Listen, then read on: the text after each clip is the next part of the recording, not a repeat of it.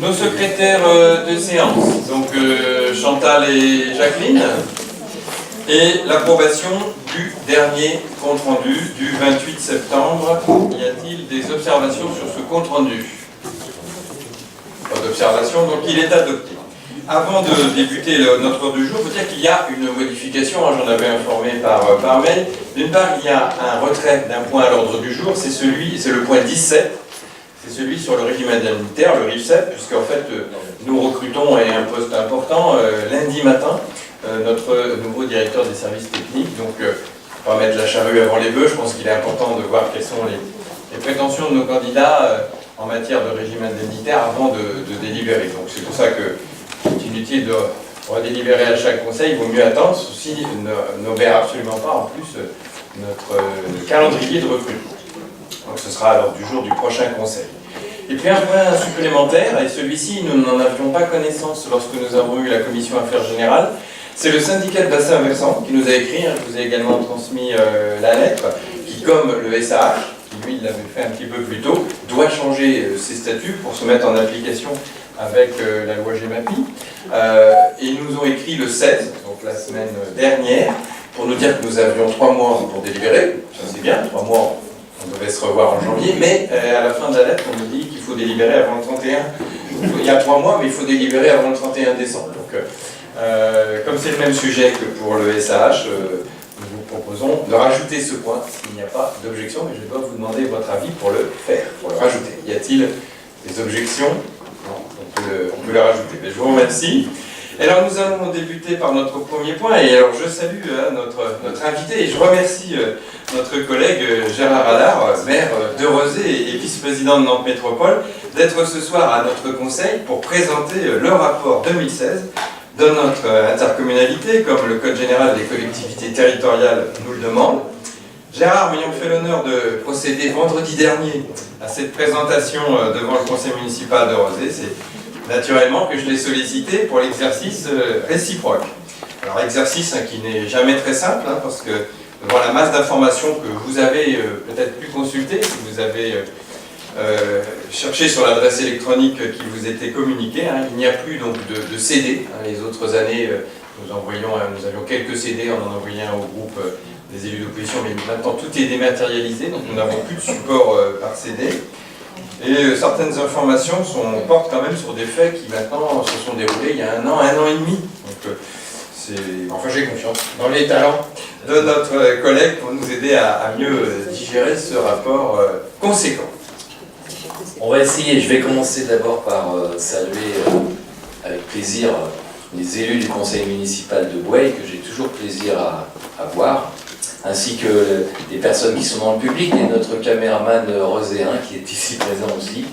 Donc je vais essayer d'être à la hauteur de l'enjeu. Je te remercie Jacques de m'avoir invité pour cela, et puis je dois dire que tu as bénéficié des applaudissements du jury la semaine dernière au conseil municipal de Rezé, parce que tu l'as fait d'une façon concise, ça n'a pas dépassé 45 minutes et c'était très très intéressant. Donc je vais essayer d'être à la hauteur en n'étant pas vraiment sûr de pouvoir y parvenir, mais on va quand même démarrer les choses pour...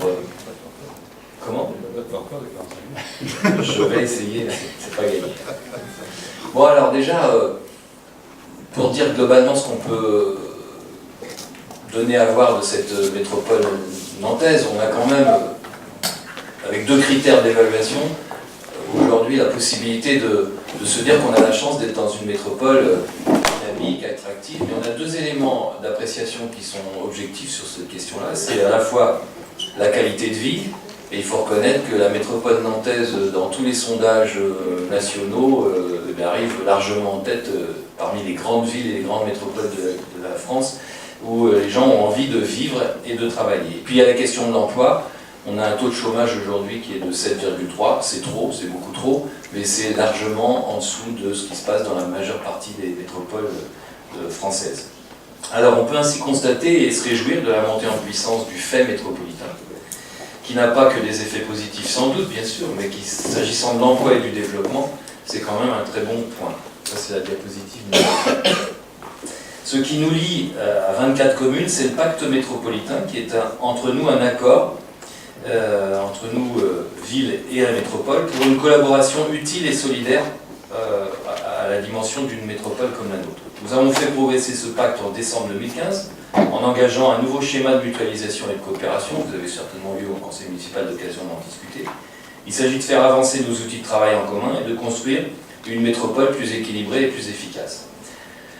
Les coopérations, c'est d'abord travailler sur une aire métropolitaine plus importante pour changer d'échelle, celle de Nantes et de Saint-Nazaire, avec 800 000 habitants. Et pour être repéré à l'international, pour être attractif à l'international, notamment pour les grands groupes et les grandes entreprises, il s'agit de nous affirmer parmi les métropoles françaises et européennes et confirmer le caractère diversifié de notre économie et son socle industriel puissant. C'est donc à l'échelle de Nantes-Saint-Nazaire que nous travaillons essentiellement en matière de développement éco, mais l'axe Nantes-Rennes forme aussi une colonne vertébrale intéressante pour le développement du Grand Ouest. Et parmi les enjeux d'avenir pour notre territoire, nous priorisons l'innovation et le numérique, deux secteurs qui se portent très bien.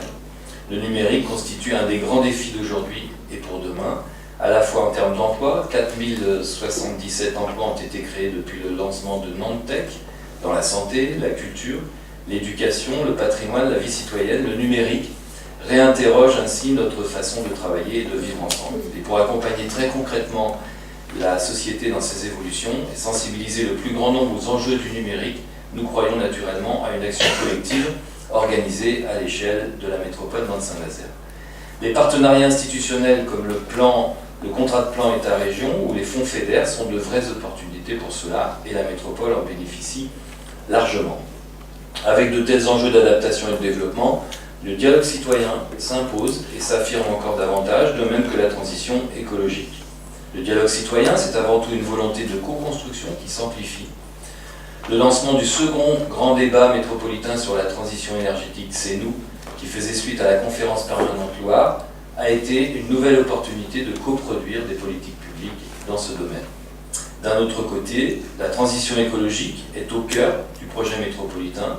Nantes Métropole accentue pour cela son rapprochement avec les habitants et les acteurs du territoire, en soutenant différentes initiatives telles que la RSE ou bien les emplois de demain. Nous voulons aussi, par exemple, promouvoir un schéma de promotion des achats responsables, un SPAR. C'est une démarche de mesure carbone, une voirie durable aussi, on s'engage dans cette démarche, et puis le commerce équitable dans nos commandes publiques. Je ne sais pas si on est rendu à la diapo 6, mais en tout cas, là, il s'agit de se tourner vers l'extérieur à travers des actions fortes et des partenariats fructueux. Il s'agit de changer d'échelle pour être davantage visible à l'international, ce que je disais en début d'intervention. C'est l'essentiel, et c'est essentiel pour une métropole comme la nôtre, car nous sommes tout petits à l'échelle de la planète, mais je pense que nous en avons conscience, que ce soit à Boueil, à Rezé ou même à Nantes. Ainsi, nous avons accompagné plus d'une centaine d'entrepreneurs du numérique en mission au Québec et développé des échanges sur tous les continents. Pour cette visibilité à l'international, nous sommes au cœur des réseaux comme celui d'Eurocities, dont la présidence a été assurée par Johanna Roland l'année dernière. Et nous sommes aussi engagés dans une stratégie collective plus forte, plus déterminée, qui associe les acteurs publics et privés du territoire qui veulent bien contribuer davantage encore au dynamisme et à la reconnaissance de notre territoire. Avec le dispositif Nantes Creative Generation et les 200 ambassadeurs économiques, nous soutenons des initiatives qui visent à positionner la métropole au cœur de l'Europe. Et qui dit international dit aussi solidarité par le soutien que nous apportons aux coopérations décentralisées, telle que celle qui a été engagée, pour exemple, avec Haïti. Le tourisme, c'est un facteur majeur de développement économique. Il se porte plutôt bien, en particulier grâce au voyage à Nantes. La fréquentation touristique est en croissance constante depuis 2010. La hausse de cette fréquentation est de plus 7,4% entre 2015 et 2016, avec un apport nouveau de presque 200 000 nuitées marchandes supplémentaires. Quant au tourisme d'affaires, c'est une filière clé et complémentaire qui bénéficie de la Cité des Congrès de Nantes et du Parc des Expositions. Nantes Métropole est aussi au cœur de la recherche. C'est tout d'abord le dispositif Campus Nantes, qui œuvre au développement et à l'amélioration de 5 sites répertoriés sur le campus. La métropole, par le biais des conventions de sites, y apporte un soutien financier conséquent. C'est en second lieu le pôle santé, une filière d'excellence de la recherche sur la métropole. Nantes Métropole participe activement aux démarches recherche, formation, innovation de cette filière et soutient l'accueil de chercheurs internationaux avec Connect Talent. C'est ainsi qu'en 2016, 3 projets portés par l'Université de Nantes et un projet porté par l'École centrale de Nantes ont été retenus et soutenus par notre métropole. Par ailleurs, nous sommes partenaires de nombreux événements internationaux, je pense notamment à l'accueil de nouveaux colloques et congrès universitaires. Nantes Métropole se veut aussi au cœur de l'innovation. L'objectif, c'est d'encourager la création, l'innovation, le développement du numérique, j'en parlais tout à l'heure. Les exemples ne manquent pas. Parmi ceux-ci, on peut citer Nantes Tech, qui est la déclinaison sur la métropole de la French Tech pour la filière numérique. Le quartier de la création, situé sur la pointe ouest de l'île de Nantes, est également en plein développement. Et puis l'IRT Jules Verne, qui mise et travaille sur les nouveaux composants métalliques pour l'usine du futur, et pas très loin d'ici, à Bouguenais. Par ailleurs, nous soutenons les pôles de compétitivité, les clusters, qui sont des réseaux d'entreprises constitués essentiellement de PME et de TPE sur un même créneau de production ou une même filière. Parmi ces réseaux et ces clusters, citons le pôle EMC2, Images et Réseaux, Atlampôle Biothérapie, le pôle Mer Bretagne Atlantique ou bien encore Néopolia. Et puis enfin, c'est l'ouverture des données publiques avec l'open data et le déploiement du très haut débit qui se poursuit. L'économie, inutile de vous le dire et nous en sommes convaincus, c'est le moteur du développement du territoire, c'est pourquoi la métropole renforce ses services stratégiques qui la positionnent comme espace économique international. Un exemple, avec Euronantes, c'est le pôle d'affaires atlantique qui est situé à côté de la gare, et plus particulièrement de la future gare sud de Nantes. Le schéma de développement des sites économiques se concrétise avec la commercialisation de plusieurs grands programmes immobiliers. Nantes Métropole valorise et exploite le mieux possible le patrimoine immobilier économique métropolitain et soutient fortement l'entrepreneuriat. Ce sont aussi des lieux qui se transforment. C'est le cas de l'île de Nantes qui représente un projet urbain majeur au cœur de la métropole, le centre de Nantes qui est la pièce maîtresse du grand cœur d'agglomération et ce sont également les projets de la politique de la ville qui s'inscrivent dans le cadre de l'ANRU et également hors ANRU. Enfin, des grands projets d'équipements structurants ont été lancés. Il s'agit de la nouvelle gare de Nantes, de l'École supérieure des beaux-arts, l'ESBAN, Média Campus, BioWest IRS Campus, le musée d'art de Nantes, que un certain nombre d'entre vous ont dû déjà visiter, le Palais des Sports de Beaulieu, et puis le MIN qui s'installe au bénéfice du Sud-Loire à terme avec 2000 emplois à la clé, comprenant également un pôle agroalimentaire. Pour garantir à chacune et à chacun l'opportunité de bien vivre sur ce territoire, nous devons offrir des conditions du bien vivre ensemble et de la solidarité. On agit pour cela en faveur de l'emploi, de l'insertion. Le pacte métropolitain a établi une feuille de route opérationnelle pour l'emploi. La métropole a ainsi lancé un observatoire partenarial de l'emploi et du développement économique. Nous construisons également des projets avec les entreprises au bénéfice de l'emploi par l'accompagnement soutenu des PME, des très petites entreprises également, dans le développement de leurs évolutions et de leurs performances économiques, sociales et environnementales. Pour Nantes Métropole, l'enjeu majeur, c'est bien sûr en particulier l'emploi des jeunes, d'où une attention toute particulière que nous portons à la mission locale, la maison de l'emploi, à l'école de la deuxième chance et au travail partenarial avec les communes, à l'appui au dispositif Emploi d'avenir que nous avons conduit en 2016. L'outil majeur de notre politique de l'emploi, c'est la Maison de l'Emploi qui pilote et copilote des événements liés à l'emploi, renforce des actions de recrutement et accompagne les filières. En 2016, nous avons poursuivi un accompagnement spécifique pour les habitants en difficulté d'insertion dans le cadre du PLI, développer les heures de travail en insertion via nos achats publics et réaliser des actions multiples pour lutter contre les discriminations. Nous avons aussi encouragé, soutenu l'économie sociale et solidaire par la mise en œuvre de la feuille de route ESS 2020. 5 secteurs d'activité ont été reconnus comme prioritaires: les services à la personne et aux familles, les déchets et les ressources, les circuits courts et l'alimentation, l'habitat et le numérique. Le pôle de coopération et d'innovation sociale, ce qui s'appelle le Solilab des Écosolis, est un emblème de cette diversité économique du territoire. Il s'agit de favoriser les coopérations, la création d'activités et d'emplois non délocalisables avec une offre de services multi-activités pour le développement de l'entrepreneuriat social. Favoriser l'emploi, l'activité, c'est important, mais il nous faut aussi offrir du logement aux salariés, aux familles qui viennent ici pour travailler, attirées par la qualité de vie, j'en parlais en introduction, La pression est forte et il nous faut répondre à cette attente, donc produire des logements pour tous. Le plan local de l'habitat, le programme local de l'habitat, est ainsi une nécessité pour nous fixer ensemble, à 24 communes, les objectifs communs de production de logements neufs en accession et en locatif. Nous voulons pour cela conserver un rythme de production soutenu qui permet de dépasser les objectifs du PLH qui étaient de 6 000 logements par an lors du précédent accord entre nous. C'est pourquoi l'offre locative sociale et le logement abordable sont en très fort développement pour répondre aux besoins spécifiques de logement, les étudiants, les jeunes actifs, personnes en situation de handicap, les personnes âgées et puis aux ménages défavorisés. Le logement pour tous, c'est aussi une dizaine de sites qui ont été retenus en 2016 pour l'habitat participatif et l'amélioration, la réhabilitation du parc privé existant et dégradé. Chacun doit pouvoir trouver sa place dans la métropole, n'est-ce pas, monsieur le vice-président en charge du handicap, cher Jacques? Nous souhaitons aussi agir en faveur des personnes en situation de handicap par le renforcement des instances de concertation, par l'amélioration de l'accessibilité de la métropole dans les transports, dans l'espace public, avec des voiries adaptées, dans les établissements recevant du public et également dans les commerces, par la facilitation également de l'accès à la citoyenneté, par l'accès en faveur de l'emploi des personnes handicapées. Tout ceci doit contribuer au changement du regard que l'on porte sur le handicap. Par ailleurs, nous devons agir pour l'égalité professionnelle entre les femmes et les hommes sur le territoire et nous soutenons aussi les associations de lutte contre les violences faites aux femmes.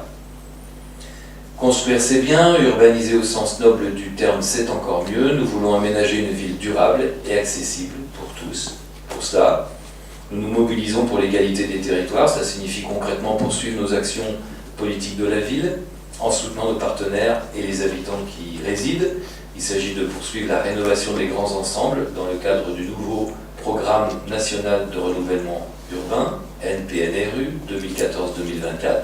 Et en 2016, nous avons lancé la première phase de contractualisation avec l'ANRU et amélioré la gestion urbaine et sociale de proximité, des GUSP, sur 15 quartiers d'habitat social à Nantes, Orvaux, Rezé et Saint-Herblain. Et pour améliorer cette ville durable accessible pour tous, nous avons consacré beaucoup de temps dans nos collectivités, tant des élus, tant des techniciens, des services, sur la définition, la redéfinition du plume entre nos 24 communes. Et nous poursuivons les opérations d'aménagement en zone d'aménagement concerté qui représentent désormais 30 à 40% de la production de logements sur tout le territoire métropolitain. Notre métropole est désormais engagée fortement dans la transition écologique et énergétique. En 2016, nous nous sommes mobilisés autour du sommet Climate Change et nous avons lancé le grand débat sur la transition énergétique. Cela s'est traduit par la poursuite des dispositifs d'animation et de conseil vers les particuliers pour économiser l'énergie dans les résidences. Nous avons aussi accompagné des copropriétés thermiquement dégradées. L'objectif, c'est donc de développer et d'optimiser les services publics et l'énergie au plus près des usagers, de réduire l'empreinte énergétique du territoire, bref, de consommer moins et de produire plus d'énergie. Les réseaux de chaleur ont également progressé au Centre-Loire, à Bellevue, à la ZAC de la Noé à Saint-Jean-de-Boiseau, à la ZAC de la Minée à Sainte-Luce-sur-Loire et sur le réseau Nord-Chésine. Notre territoire est aussi producteur d'énergie renouvelable. Notre but affiché, c'est de doubler cette production d'ici 2020 et de la tripler d'ici 2030. L'optimisation énergétique de l'éclairage public se poursuit par ailleurs. Le slogan « Éclairer juste » a pour objectif d'aller vers plus de sobriété en matière de consommation énergétique. Concernant les déplacements, le PDU 2018-2027 s'intégrera et viendra compléter notre démarche d'ensemble du PLUM et du PLH. Des études sont en cours ou à venir dans une logique de cohérence pour établir une feuille de route en matière de transition énergétique. Parmi ces études, citons-en deux. L'étude sur un service de transport fluvial de marchandises sur l'estuaire de la Loire et l'étude de refonte de la réglementation concernant les livraisons en centre-ville. Nous voulons aussi encourager des réseaux de déplacement organisés, complémentaires et accessibles par la modernisation et le renforcement du réseau continu. À titre d'exemple, les chronobus, vous n'en avez pas ici, mais on en a quelques-uns à Rezé. Les chronobus, ce sont 90 000 voyageurs par jour sur les 70 km de ligne. Nous adaptons aussi le réseau au nouveau rythme de vie et aux nouvelles habitudes de déplacement. Le réseau est en pleine croissance puisque aujourd'hui, enfin plutôt en 2016, 133 500 000 passagers, non, 133 500 000 voyages en 2016 ont été comptabilisés. Peut-être moins de passagers, parce qu'il y en a qui font plusieurs voyages. C'est pourquoi la TAN a été récompensée dans le cadre du 25e palmarès des mobilités. Le déplacement urbain doit aussi favoriser les modes doux, les changements de comportement. Alors ça passe par le plan vélo 2015-2020, dont votre maire, ici présent, vice-président de Nantes Métropole, est un actif promoteur, avec notamment des actions fortes sur le stationnement, la sécurité ou bien encore le dispositif d'écomobilité scolaire. Autre dispositif, le vélo totem, qui vise à promouvoir le vélo. On en inaugure dans quelques jours à Rezé. Pour accompagner ces changements de mobilité, Nantes Métropole dispose d'un plan de mobilité domicile-travail qui monte en puissance. Nantes Métropole engage aussi des animations pour les scolaires, des formations pour les communes. D'autres outils d'accompagnement ont été mis en place, tels que des guides ou des animations d'une façon ludique en expliquant comment se déplacer dans la métropole. Pour mieux se déplacer dans cette métropole, justement, il nous faut aussi apaiser la circulation, améliorer, adapter l'offre de stationnement. Pour apaiser la densité de circulation, une réflexion est en cours autour des modes doux de déplacement et des zones limitées à 30. Une commission métropolitaine autour de la sécurité routière a également été créée. La question du stationnement fait aussi partie des réflexions visant à élargir l'offre des PPUCR, qui est aujourd'hui de 8 577 places de stationnement. C'est un des moyens pour faciliter l'accès et le développement du transport collectif, et on bénéficiera dans quelques mois de nouveaux PPUCR au sud de l'agglomération, à Bougnay en particulier. Abordons maintenant la problématique des déchets. Un plan d'action 2014-2020 a déterminé les orientations stratégiques de la métropole. Nous poursuivons la démarche zéro déchet, zéro gaspillage pour répondre entre autres à l'objectif national de baisse de 10% des déchets ménagers d'ici 2020. Il s'agit de sensibiliser nos concitoyens à la réduction des déchets, d'accompagner les professionnels dans une éco-démarche, de développer le compostage, le broyage et enfin de développer le réemploi des objets. Pour cela, nous avons mis en place une opération publique de collecte dynamique pour que les conditions de collecte s'améliorent. Des équipements de traitement sont optimisés pour favoriser le développement de la performance énergétique et enfin, nous poursuivons l'alimentation des réseaux de chaleur.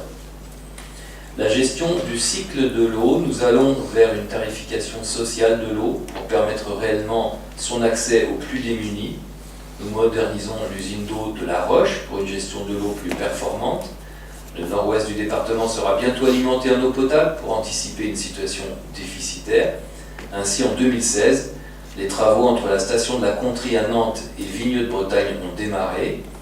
En ce qui concerne le bassin du maquis de Saffré, le chantier pour la protection de la qualité de l'eau de l'Erdre se termine et nous continuons à aménager les cours d'eau par une démarche cohérente, concertée de protection, de restauration et de valorisation des milieux aquatiques.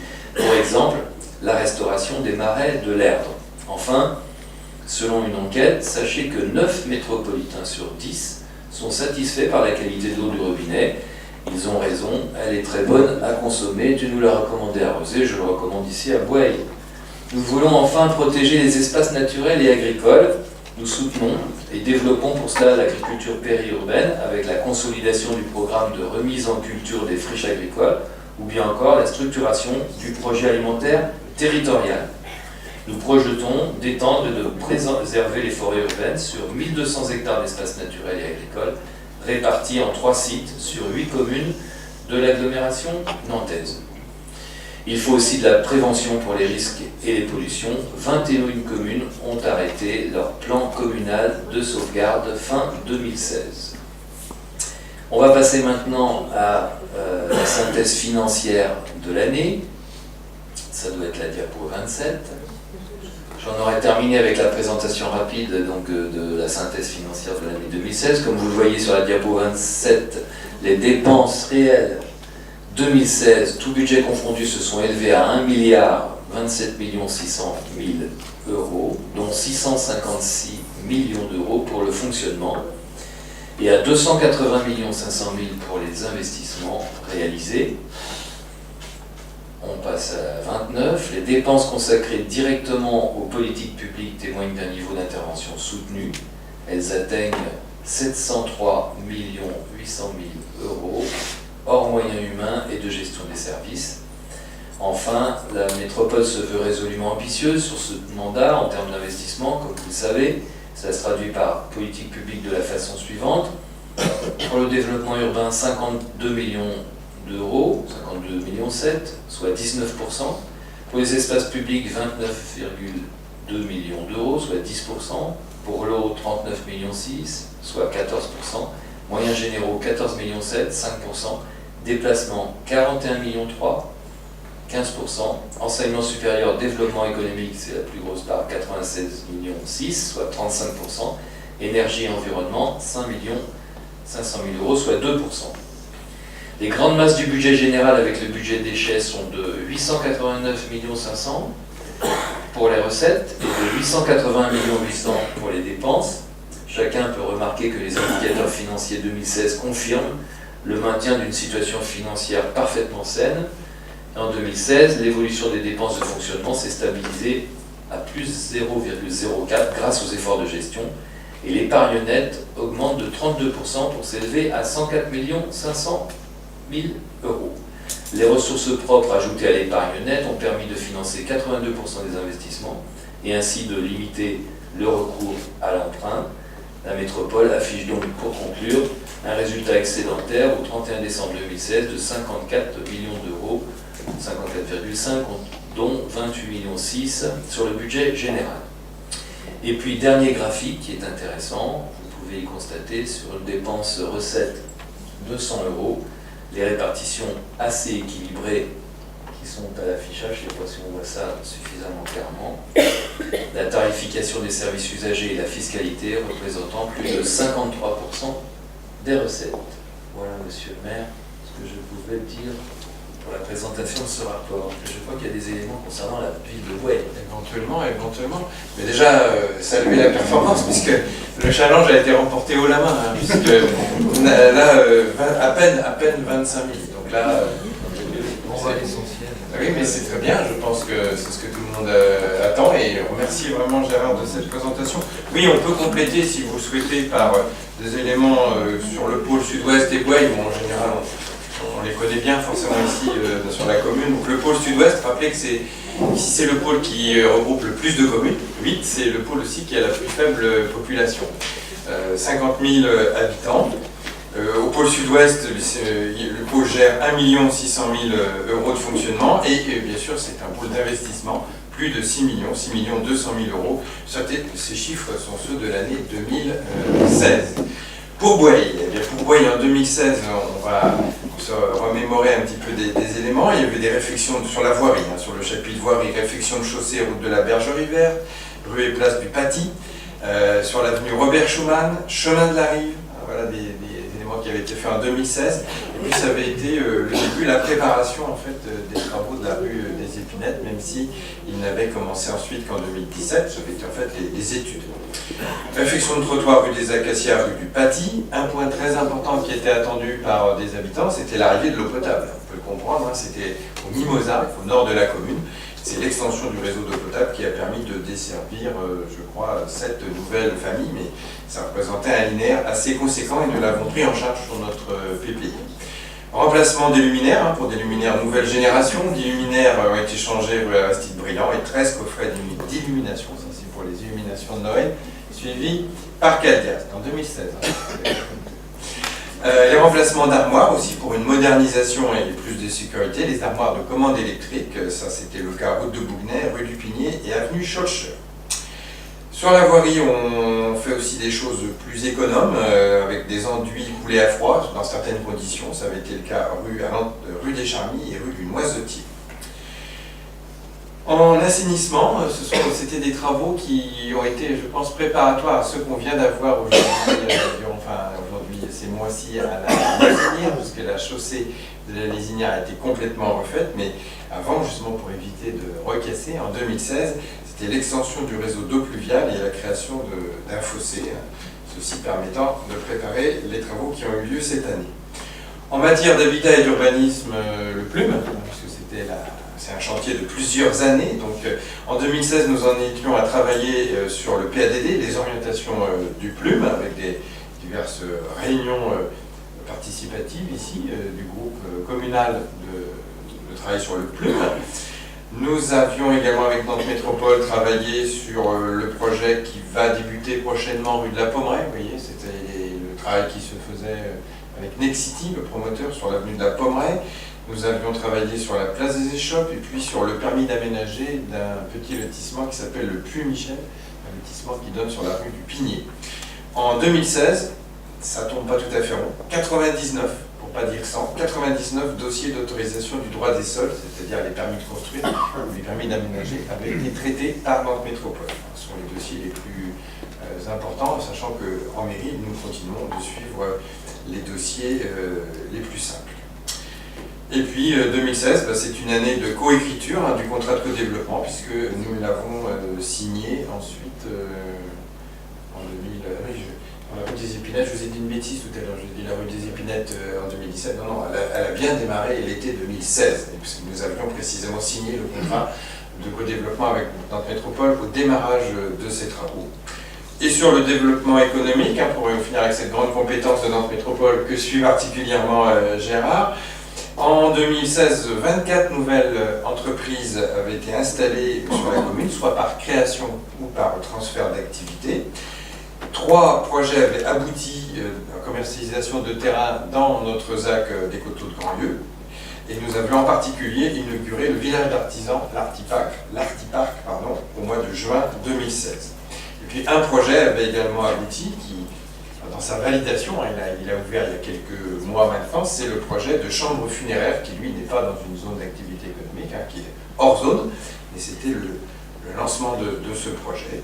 Et puis nous avions organisé des visites d'entreprise avec les services de la métropole et Calga, notamment chez Sport Inside et IBS Composite, avec une réunion d'animation aussi qui avait eu lieu le 24 mai. En matière de déplacement, nous avions, Gérard le citait tout à l'heure, le développement des zones apaisées sur l'ensemble de la métropole. À Boueux, nous avions traité les rues de la Gagnerie et des Grandes Vignes en créant une zone 30. Voilà les petits éléments concernant notre commune en 2016. Alors après l'ensemble de ces présentations, avez-vous des interrogations, des interventions, des précisions que vous souhaiteriez avoir sur l'action métropolitaine de 2016? Je vois Philippe. Oui, mais je t'en prie, vas-y. Oui, donc Philippe Lemaire, je suis délégué aux espaces naturels et agricoles. Et vous parliez d'avoir les yeux tournés vers l'Europe et l'international. Nous, à Boueux, on a les yeux tournés vers Nantes. Et ça j'ai une inquiétude par rapport à ces regards tournés, c'est qu'on tourne aussi le dos campagne. Voilà, et je me suis fait la réflexion, vous parlez de territoire, et en fait, quand vous dites territoire, c'est le territoire de Nantes Métropole, puisque c'est la compétence de Nantes Métropole, ce qui est logique. Mais j'ai quand même une inquiétude d'une rupture entre la ville et la campagne. Et les déplacements, j'avais été au début du plume surpris des chiffres du nombre de gens qui habitent hors Nantes Métropole. Notamment dans le pays. C'est vraiment impressionnant. Mais un élément de réponse qui, bien sûr, est très ancien, on peut regretter, mais après, c'est l'histoire. Moi, j'étais un fervent militant pour que nous ayons un même SCOT cohérent, rive nord et rive sud de l'estuaire. Ça paraissait évident. Mais malheureusement, à l'époque, quand le SCOT a été créé, il y a eu une division et il y a eu un SCOT Nord-Loire qui va de Saint-Nazaire jusqu'à la métropole. Donc nous qui sommes au sud, nous faisons partie de ce SCOT. C'est ce SCOT-là qui effectivement donne les grandes orientations, notamment en matière de préservation des terres agricoles et naturelles. Et puis il y a un autre SCOT qui n'a pas voulu travailler ensemble à l'époque. Ça remonte déjà à plus d'une dizaine d'années, c'est peut-être une quinzaine d'années déjà que les SCOT ont été mis en place. C'est le SCOT du Pays de Ré, donc qui réfléchit à son développement, mais avec peu de liens, alors que, comme tu le soulignes, effectivement, il y a une grande attractivité économique, notamment sur l'agglomération nantaise. On a beaucoup d'habitants du Pays de Ré qui font des trajets, on les voit, nous, bien sûr, et on se retrouve tous ensuite mêlés dans les flux de circulation à l'entrée de Nantes. C'est sûrement ça que auquel tu évoquais tout à l'heure, mais Il faut pouvoir travailler peut-être l'interscot. Alors je sais que notre collègue Pascal Prat, qui suit les questions de cette nature à la métropole, a des fois des échanges avec ses collègues, mais ça reste des choses relativement timides, quoi. Pour pouvoir raisonner à une échelle globale, il faut pouvoir travailler ensemble. Je vois que M. Herbouchon, il y a des interventions. Freddy, on dira. Je vais justement interpeller Freddy Herbouchon parce qu'en fait, on a raté quelque chose sur ce territoire. Il aurait fallu un scope départemental, ça aurait été cohérent, ça aurait été logique, mais ça n'a pas été accepté par non, mais c'est une interpellation très courte, puis je vais continuer. En fait, il faut cesser d'opposer la campagne à la ville, parce que Johanna Roland en parle souvent, et c'est quelque chose sur lequel on est complètement en phase.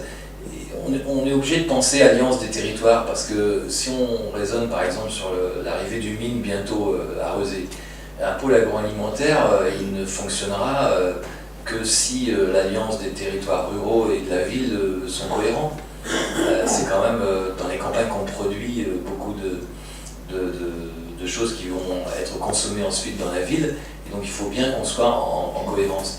Et en tant que vice-président en charge du développement économique, je travaille beaucoup avec les intercommunalités périphériques et les intercommunalités, la communauté de communes de Grandlieu, qui viennent aussi vers nous pour travailler une cohérence de développement des territoires, parce qu'on a des entreprises qui n'ont peut-être plus tout à fait leur place dans la métropole et qui peuvent se trouver une installation en périphérie sur les territoires plus ruraux, et inversement, il y a des entreprises qui ont besoin de sortir du territoire rural pour accéder à la ville. Donc il ne s'agit pas de dépouiller un territoire au profit d'un autre, mais justement d'avoir des stratégies de cohésion de développement et de faire en sorte que la ville ne soit pas incompatible et que la campagne ne se sente pas rejetée par la métropole. Et on est dans cette perspective-là. Notre projet alimentaire de territoire, il est complètement cohérent, en cohérence avec les territoires ruraux périphériques.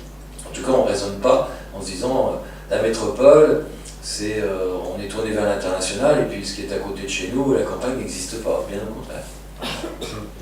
Freddy va nous donner des illustrations concrètes, mais on peut aussi rapprocher dans notre propre territoire de Boye, on peut se rapprocher aussi d'éléments ruraux, et c'est la reconquête des friches agricoles qui a débuté et qui va continuer.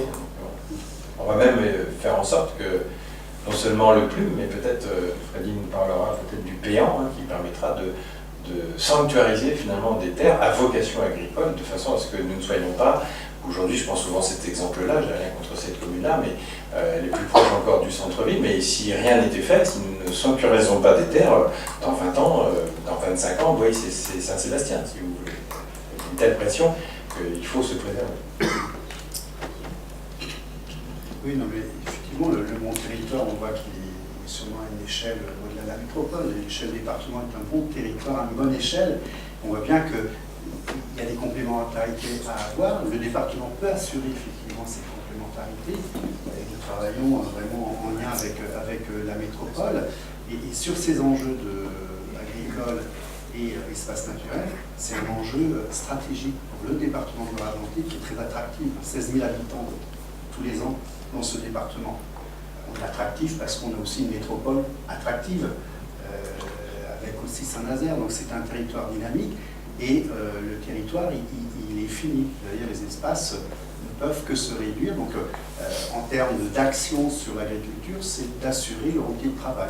Donc la préservation des terres agricoles fait partie de l'outil de travail indispensable, avec une vision à long terme. Et on a besoin, pour les agriculteurs, de leur donner une vision à long terme, avec des enjeux de grignotage des terres essentiellement liés à l'étalement urbain, mais aussi des gros enjeux rétro-littoraux, parce qu'on a une attractivité très forte au niveau du littoral de Loire-Atlantique, mais pas que dans ce département. Donc on a des enjeux importants qui deviennent stratégiques, parce que le foncier, à un moment donné, quand on veut faire un projet de développement d'activités économiques ou de production de logements, à un moment donné, ça passe par le foncier. Donc la maîtrise foncière est un enjeu important. La garantie à long terme des terres agricoles pour le monde agricole, c'est important. Et on a la chance de pouvoir développer des outils complémentaires avec la métropole, mais avec aussi les autres territoires rétro-littoraux. Et il y a cet aspect préservation, mais vous avez aussi l'autre facette de préservation, qui est aussi une construction d'une ville qui accepte une certaine densité au centre et aux ruralités pour éviter les étalements urbains. Les deux sont complémentaires.